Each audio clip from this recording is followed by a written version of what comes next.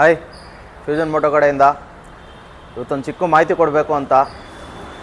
ನಮ್ಮ ಅಂಗಡಿಯಲ್ಲಿ ಒಂದು 2 ದಿವಸ ಹಿಂದೆ ಒಂದು ಬುಲೆಟ್ ಸರ್ವಿಸ್ ಮಾಡಿದ್ವಿ. ಸರಿ ಅಂತ ಕಸ್ಟಮರು ಫೋನ್ ಮಾಡಿಬಿಟ್ಟು, ಸರ್ ಇಂಜಿನ್ ಆಯಿಲ್ ಚೇಂಜ್ ಮಾಡಿದ್ದೀರಾ ಅಂತ ಹೇಳಿದ್ರು.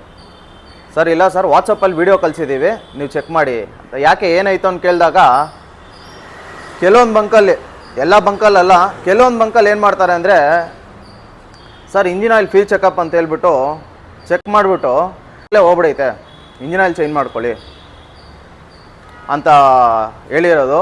ಹಂಗಾಗಿ ಕಸ್ಟಮರ್ ನನಗೆ ಫೋನ್ ಮಾಡಿ ಇಂಥ ಮಾಹಿತಿ ಹೇಳಿರೋದು. ಅದನ್ನು ನಾವು ವೀಡಿಯೋ ಮಾಡಿಬಿಟ್ಟು, ಎಲ್ಲ ಗಾಡಿಗೂ ಅಷ್ಟೇ ನಾವು ವೀಡಿಯೋ ಮಾಡೇ ಮಾಡ್ತೀವಿ, ಇಂಜಿನ್ ಆಯಿಲ್ ಹಾಕೋದು ವೀಡಿಯೋ ಮಾಡೇ ಮಾಡ್ತೀವಿ. ಫ್ರೆಂಡ್ಸ್, ಈ ವಿಡಿಯೋ ಮಾಡಿರಲಿಲ್ಲ ಅಂದರೆ ಏನು ಗೊತ್ತಾಗುತ್ತೆ, ಕಸ್ಟಮರ್ಗೂ ನಮಗೂ ಮಿಸ್ಅಂಡರ್ಸ್ಟ್ಯಾಂಡಿಂಗ್ ಬಂದ್ಬಿಡುತ್ತೆ.